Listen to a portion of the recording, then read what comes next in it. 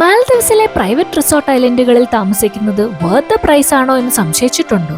ഞാനും സംശയിച്ചിരുന്നു, ഇവിടെ വരുന്നത് വരെ മാത്രം. ഞങ്ങൾ താമസിച്ചത് മീറു മാൽദീവ്സ് റിസോർട്ട് ഐലൻഡിലാണ്. Per day on an average 26,000 രൂപയോളാണ് റൂം റെന്റ് വന്നത്. ഇതിൽ 3 നേരത്തെ മീൽസും ഇവരുടെ തന്നെ കോറൽ റീഫിലേക്കുള്ള സ്നോർക്ലിംഗ് ട്രിപ്പും ഇൻക്ലൂഡഡ് ആയിരുന്നു.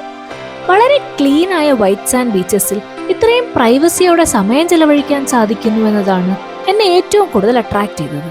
ശരിക്കും മറ്റേതോ ലോകത്തെത്തിയ ഫീൽ. നമുക്ക് ചുറ്റും നമ്മളല്ലാതെ മറ്റാരുമില്ല. പിന്നെ ഈ ഓഷ്യൻ വില്ലാസിൽ നിന്നുള്ള സ്നോർക്ലിംഗ് എക്സ്പീരിയൻസ്, അതിനെക്കുറിച്ച് ഡീറ്റെയിൽ ആയി മറ്റൊരു വീഡിയോയിൽ പറഞ്ഞിട്ടുണ്ട്. ഇനി നിങ്ങൾ ബുക്ക് ചെയ്യുമ്പോൾ ശ്രദ്ധിക്കേണ്ട കുറച്ച് കാര്യങ്ങൾ പറയാം. എയർപോർട്ടിൽ നിന്ന് റിസോർട്ടിലേക്കുള്ള ദൂരം കൂടുന്തോറും ട്രാൻസ്ഫറിന്റെ കോസ്റ്റ് നിങ്ങളുടെ റൂം പ്രൈസിനേക്കാളും വളരെ കൂടാൻ ചാൻസ് ഉണ്ട്. പ്രൈവറ്റ് ഐലൻഡ്സിലേക്ക് പോകാൻ പബ്ലിക് ട്രാൻസ്പോർട്ട് അവൈലബിളും ആയിരിക്കില്ല. പൊതുവെ മാൽദീവ്സിലെ ലോക്കൽ ഐലൻഡ്സിൽ നിന്നും കുറച്ചുകൂടി അഫോർഡബിൾ ആയി പോകാൻ പറ്റുന്ന സ്നോർക്ലിംഗും സ്കൂബ ഡൈവിംഗും പോലെയുള്ള ട്രിപ്പുകൾ പ്രൈവറ്റ് ഐലൻഡിൽ നല്ല എക്സ്പെൻസീവ് ആകും. റിസോർട്ട് എക്സ്പീരിയൻസ് ആസ്വദിക്കാൻ വരികയാണെങ്കിൽ ഇതൊരു പ്രശ്നമായിരിക്കില്ല. അടുത്തത്, മീറു മാൽദീവ്സ് എന്ന ഈ റിസോർട്ട് ഐലൻഡിൽ ഇഷ്ടപ്പെട്ടൊരു കാര്യമാണ്.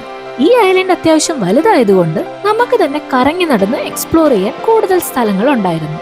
എല്ലാ റിസോർട്ടും അങ്ങനെ ആകണമെന്നില്ല. അപ്പൊ എന്തെങ്കിലും സംശയം ഉണ്ടെങ്കിൽ കമന്റ് ചെയ്ത് ചോദിച്ചാൽ മതി.